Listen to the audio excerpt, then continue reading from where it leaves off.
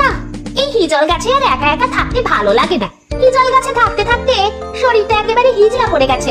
একটা বিয়ে শাদী করতে পারলে কয়েকটা দিন ভালো লাগতো, কিন্তু কাকে বিয়ে করব? আশেপাশে খোঁজ খবর নিয়ে দেখি, যদি কাউকে পাই তাহলে তাকেই বিয়ের প্রস্তাব দেব। এরপরে শাকচুন্নি উড়ে উড়ে খুঁজতে থাকে। রাত তখন প্রায় 12টা। তখন কালু কাজ করে বাড়ি ফিরছিল। আজ ভাগ্নের জন্য তো কিছুই কিনলাম না, সারাদিন মামা মামা করে পাগল করে দেয়।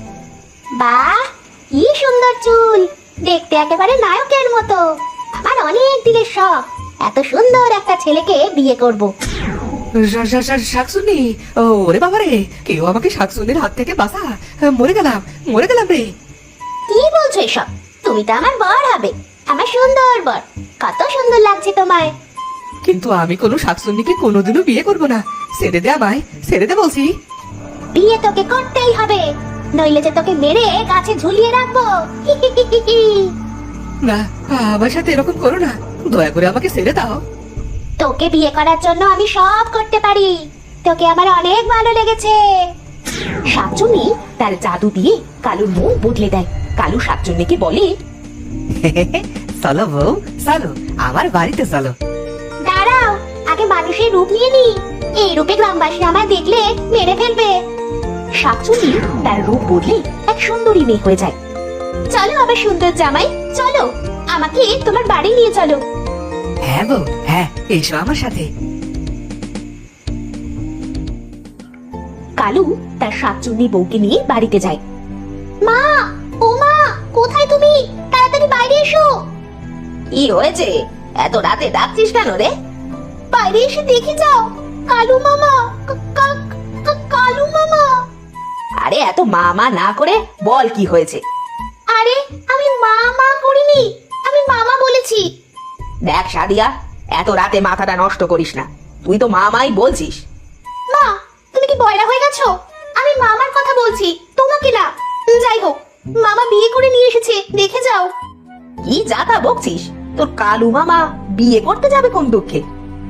হ্যাঁ বাবা, আমি বিয়ে করেছি, এই হলো আমার বউ। এরপর থেকে শাকচুন্নি কালুর বাসায় থাকতে শুরু করে।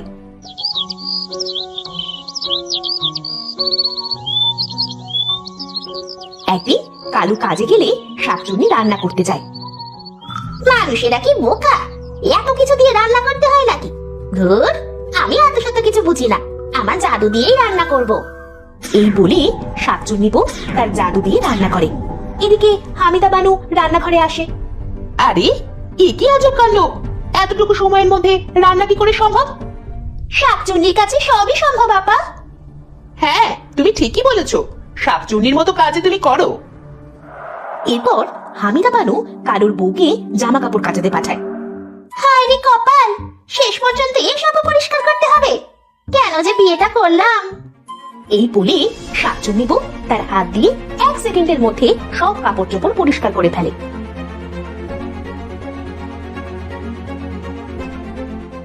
এবার এবার এগুলো শুকোতে হবে, একটা ফুঁ দিলেই সব শুকিয়ে যাবে। শাকচুন্নি বউ একটা ফুঁ দিয়ে সব কাপড় চোপড় শুকিয়ে ফেলে।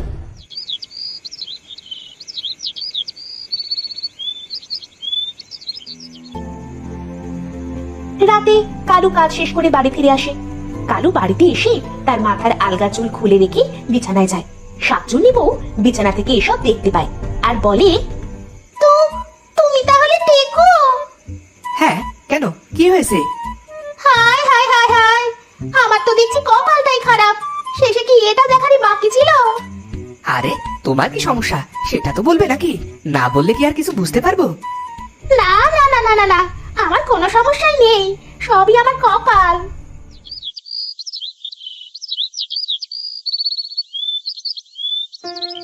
পরের দিন সকালবেলা হামিদা বানু তার মেয়েকে বলল, সাদিয়া, আরে এই সাদিয়া, কোথায় তুই? কি হয়েছে মা? এই তো আমি। এই নে মাছ, এগুলো তোর মামিকে দিয়ে বল কুটে দিতে। সাদিয়া তার মার কথা মতো শাকচুন্নি বউয়ের কাছে মাছ নিয়ে যায়। শাকচুন্নি বউ মাছ পেয়ে অনেক খুশি হয়। যাক বাবা, কতদিন ধরে কাঁচা মাছ খাই না, এবার তাহলে ইচ্ছেটা পূরণ হবে। মামি, তুমি মাছগুলো কাটো, আমি ছাই নিয়ে আসছি। এই বলে সাদিয়া চলে গেল। এদিকে একলা ঘরে শাকচুন্নি বউ মাছ কাটছিল। আশেপাশে তো কেউ নেই, এবার যতটা পারি কাঁচা মাছ খেয়ে নি, পরে আর নাও খেতে পারি। এই বলে শাকচুন্নি বউ কাঁচা মাছ খেতে থাকে। এদিকে সাদিয়া যে ঘরে প্রবেশ করতে যাবে, তখন মনে মনে বলল, আরে এ কি কাণ্ড, মামি দেখছি কাঁচা মাছ খাচ্ছে, এটা কি করে সম্ভব? মামি, এই মামি, তুমি এসব কি করছো? চুপ, একদম চুপ, কোনো কথা বলবি না। আমার মাছ খেতে ভালো লাগে। আমি, তুমি তাহলে শাকচুন্নি? আরে আরে, আমি শাকচুন্নি। আর কথা বলিস না, আমি মাছগুলো খেয়ে নি। কিন্তু তুমি যে শাকচুন্নি, এটা জানলে মামা তো তোমার সাথে আর সংসার করবে না। করলে করুক, না করলে না। ওই টেকোর সাথে আমিও সংসার করতে চাই না।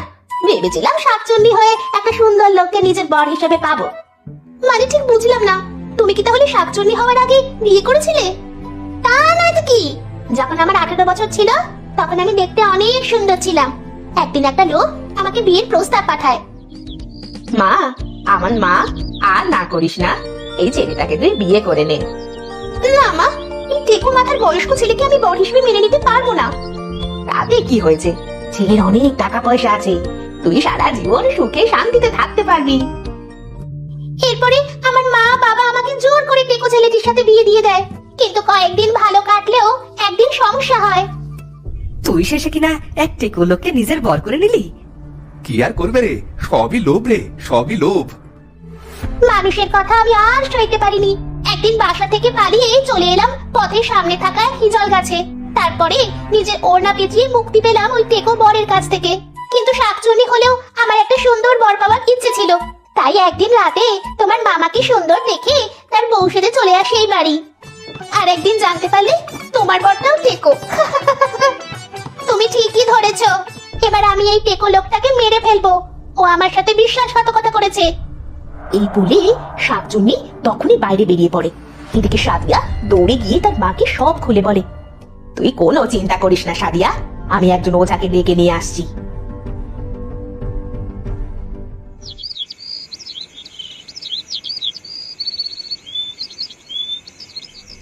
সাদিয়ার মা একজন ওঝাকে নিয়ে আসে। ওই শাকচুন্নির অনেক ক্ষমতা মাজরনি, এটাকে তাড়ানো সহজ হবে না। যত টাকা লাগে আপনাকে দিব, আপনি আমার বাড়িটাকে রক্ষা করেন। ওঝা মন্ত্র পড়া শুরু করে, আর শাকচুন্নি বউ ওঝার সামনে মানুষের রূপ থেকে শাকচুন্নিতে রূপ নেয়। তোকে আমি ছাড়বো না, আমাকে বাধা দেবার ফল তুই নিশ্চয়ই পাবি। তোর সাহস তো কম না, আমাকে ভয় দেখাস? তোকে এখন আগুন বান মারবো। এই বলে ওঝা আগুন বান শাকচুন্নির দিকে মারে। আর তখনই অনেক জোরে বৃষ্টি হওয়া শুরু হয়। এদিকে বৃষ্টির পানিতে ওঝার মুখমণ্ডল অনেক সুন্দর হয়ে যায়। আরে বাহ, ওঝাকে তো দেখছি অনেক সুন্দর লাগছে। এটাকে আমার বর করে দিলে আমার আর জীবনে কোনো আফসোস থাকবে না। বাঁচাও, আমাকে কেউ এই শাকচুন্নির হাত থেকে বাঁচাও। নিয়ে গেল আমাকে, নিয়ে গেল, বাঁচাও। যাক বাবা, এ কি হলো? এসে দেখছি শাকচুন্নিটা ওঝাকেই নিজের বর করে নিল। এবার তাহলে শাকচুন্নিটা টেকো বর থেকে মুক্তি পেল। তো বন্ধুরা, ভিডিওটি কেমন লাগলো? যদি ভালো লাগে চ্যানেলটি সাবস্ক্রাইব করে বেল আইকনটি বাজিয়ে দিও। দেখা হচ্ছে পরের ভিডিওতে। ধন্যবাদ।